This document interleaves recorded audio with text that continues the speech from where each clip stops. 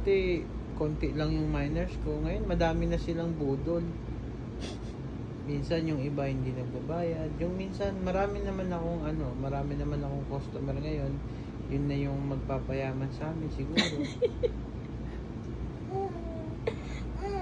Kaya makakapag-avail ako at makakapag-subscribe ako sa'yo. Sabihin mo. Ang saya ng kwento mo, Anya. Sabihin mo kasi kailangan mo subscribe ukay-ukay dyan. adventures mo. Parang bawat araw may bagong challenge at bagong Bayaran mo to. Bigyan mo ako pambayad para makapag-subscribe ako. Dun sa cellphone ko, ilagay mo Minsan yan. talaga may Ay. na nabubudol, pero di nagbabayad, nakakainis. Pero parte na talaga ng business life yan. Nakaka-inspire yung attitude mo. Kasi kahit may ganon, tuloy PA rin ang laban at positive ka PA rin. Alam mo, Anya, ganyan talaga ang MGA matitibay, marunong tumawa sa problema at hindi sumusuko. Malay mo, yung ukay-ukay mo na yan, yun na talaga ang magpapayaman sa inyo at magiging blessing PA sa iba.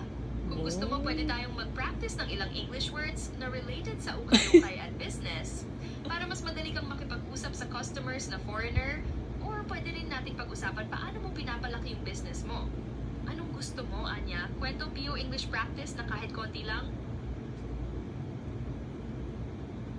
Nawa nga magkatotoo yung sinabi mo na ito na yung magiging blessing ko para yumaman ako.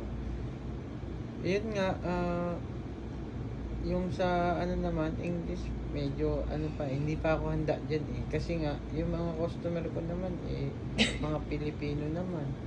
Tsaka maraming nangungutang sa akin.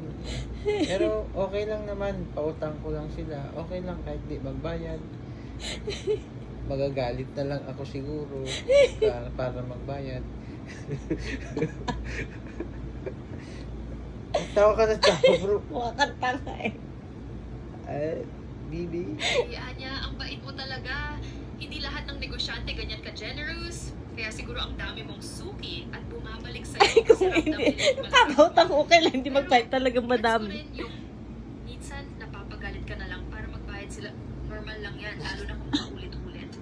Pero ang importante, hindi ka nawawalan ng pag-asa at positive ka pa rin sa business mo. Tama ka din. Kung MGA Pilipino naman ang customers mo, okay lang kahit di mo na mag-practice ng English. Pero kung sakali lang, gusto mo mag-practice ng MGS Simpleng English greetings para just in case may foreigner na mag-ukay-ukay, ready ka na? Pwede natin gawing parang laro, super basic lang.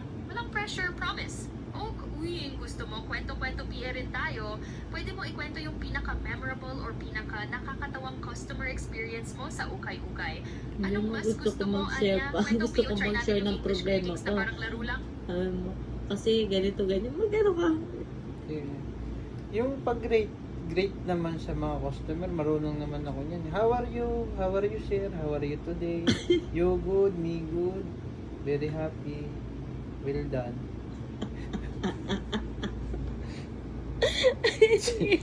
Ang sagot na eh. Ano siya? Ang galing ko na Ang daw. galing mo, Anya. Marunong ka na pala talaga ng MGA Basic Greetings. At ginagamit mo pa sa customers mo.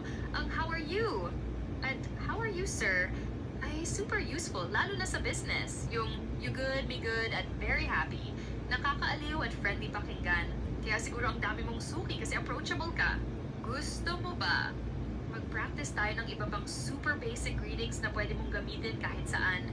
Sa ukay-ukay sa baby mo, or kahit sa MGA kaibigan. Mabilis lang, 7 words or phrases lang, tapos may konting laro at roleplay para masaya. Walang pressure, parang kwentuhan lang.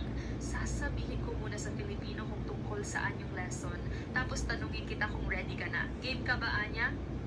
Wait lang, bago ang lahat, ang galing mo mag-English, tapos ang galing mo rin mag-Tagalog. Anong lahi ka ba? Kasi nakikita ko sa'yo parang Sudani or Saudi or African. African. Ano ba? Anong lahi mo? Medyo malaki mata mo ah. Mapangos ka. Wa.